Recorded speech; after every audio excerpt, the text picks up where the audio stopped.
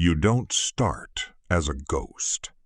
You start as a file, a name, a photo, a background check so deep it feels like someone opened every locked room in your life.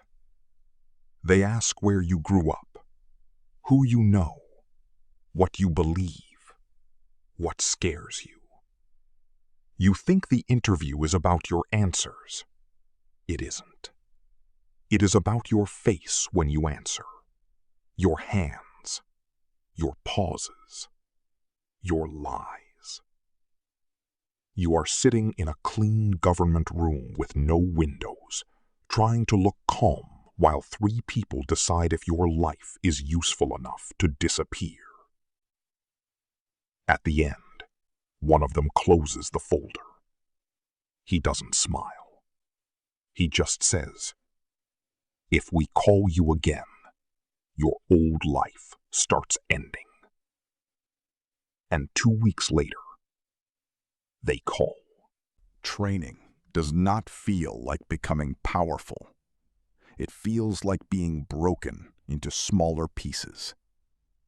You learn languages until your mouth hurts. You learn surveillance until every parked car looks suspicious. You learn how to enter a room and remember every exit without turning your head. Nobody teaches you to be cool. They teach you to be ordinary, forgettable. The kind of person no one describes clearly afterward. Your instructors watch everything. How you walk, how you eat, how fast you notice a stranger following you.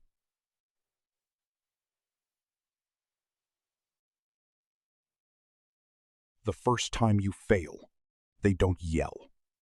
They just reset the exercise and let you feel the shame quietly. Because in this world, embarrassment is cheap.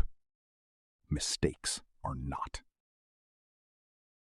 By the end of the month, you stop asking when the real training begins. You understand. This is it. Your first assignment is not in a foreign capital. It is at a desk, a cold room, a secure computer, a wall of names you are not allowed to repeat outside the building. You read reports written by people who are not supposed to exist. Border crossings, money transfers, burner phones, hotel cameras. One paragraph from a source in one country connects to a photo from another. At first, it feels boring. Then one night, you notice a pattern nobody flagged. A diplomat who always travels one day before a weapons shipment moves. A charity account that receives money every time a militia changes position. A student visa that appears in 3 different investigations. You bring it to your supervisor. He reads it once, then twice. Then he looks at you differently. Not impressed.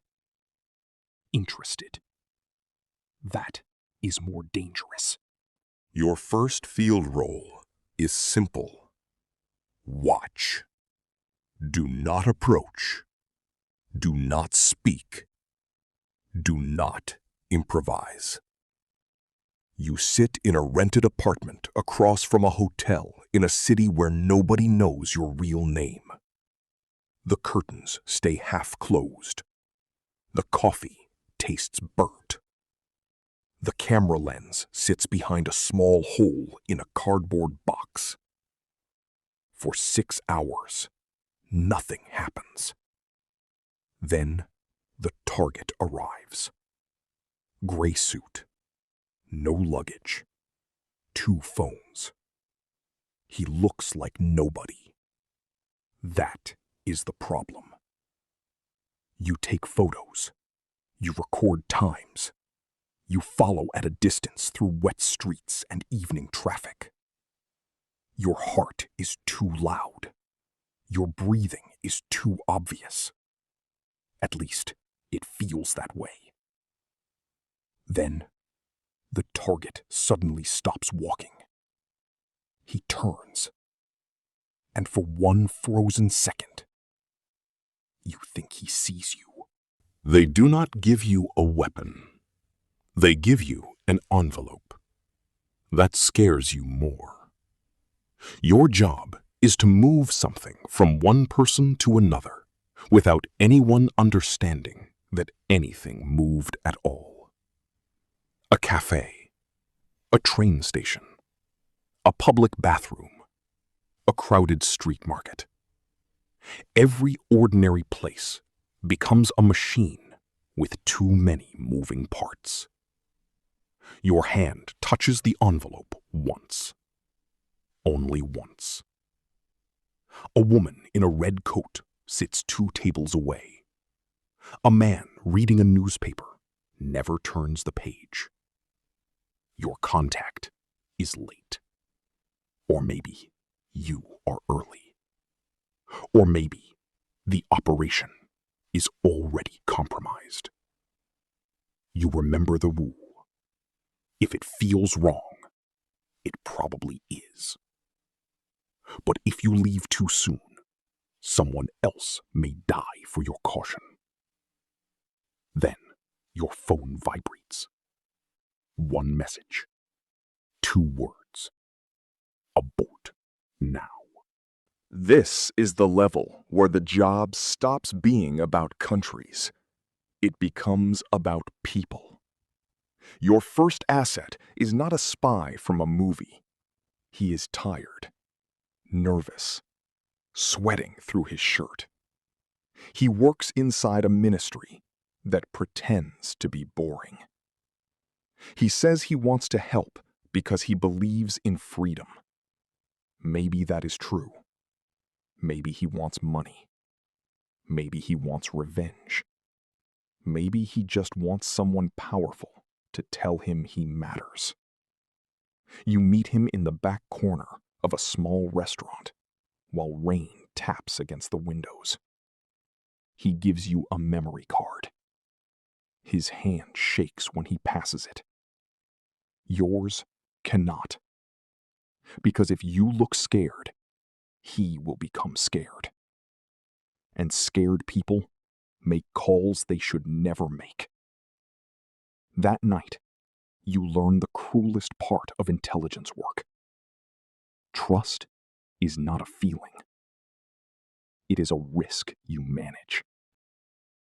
The operation collapses at 0216. Not loudly. No explosion. No chase. Just 1 missed check-in. Then another. Then a source goes silent. Then a safe phone lights up with a message nobody wants to read. Your asset may have been exposed. Your team moves fast, but quietly. Documents vanish. Apartments are emptied. Phones are destroyed. Names are removed from systems. You are told to leave the country before sunrise. But your asset is still out there. The man who trusted you. The man who sat across from you in the rain and believed the plan was stronger than fear.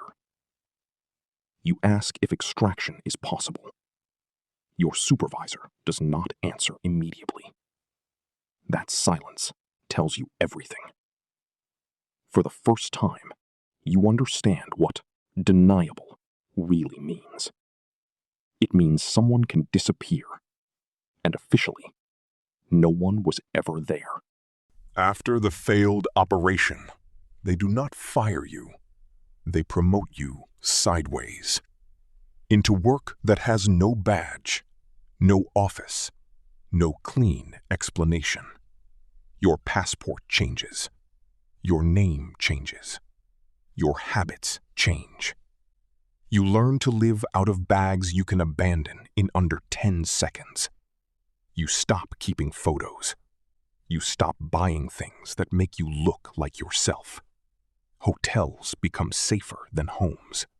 Airports become checkpoints in a life nobody can map. Your friends think you are busy. Your family thinks you are distant. Both are easier than the truth. The truth is that the person they knew is becoming cover. A costume. A story you wear when needed. You once thought being invisible would feel like power. Now you know it feels like slowly being erased. The black room is not actually black.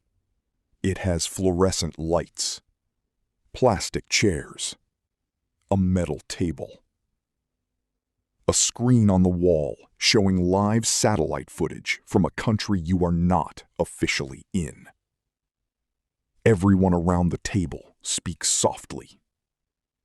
Lawyers, analysts, operations officers, people with clean hands discussing events that will not feel clean later. A target has been found. A hostile commander, responsible for attacks, protected by armed men, moving before dawn. Your job is not to pull a trigger. Your job is to confirm the world on the screen is the real one. Same building, same vehicle, same person. No civilians nearby. No mistake. Everyone waits for your assessment. Your throat tightens. Because a sentence from you can move an operation forward. You look at the screen again. Then you say, "Identity confirmed." By now, people know your work, not your name, never your name. A crisis happens, and your phone rings. An embassy goes quiet. A source disappears. A warlord changes sides. A hacker offers secrets. A government falls faster than expected.